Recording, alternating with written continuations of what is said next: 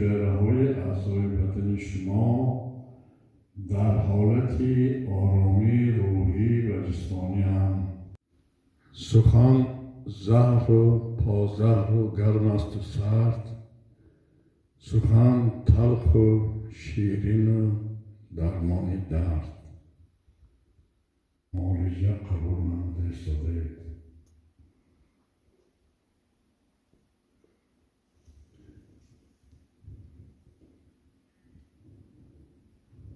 سخن گاهی گزد مانند آرو، سخن گاهی بگیرد جای دارو.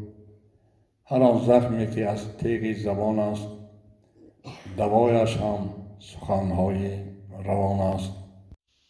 دو، یک. میشگاه وزنی. اکنون من از یک تا 10 میشمارم. برابر رقم 10 را شمردن من شما به حالت خواب تبابتی معالجوی گیپنازی میگذارید.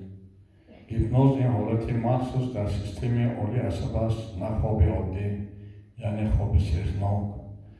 من آرام. فکرم به قسم شکم خود نگرید. حالا من در قسم شکم خود گرمی فارمی را احساس کرده ایستادم. در قفس سینه خود گرمی فارمی را احساس کرده ایستادم. من تپش دل خود را حس کرده ایستادم.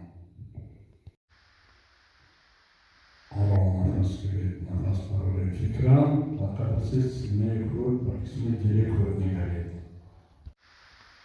با این مشق شما میتوانید بیماری‌های سیستم نفس‌کشی، شش، برانکو را نصب کرده توانید.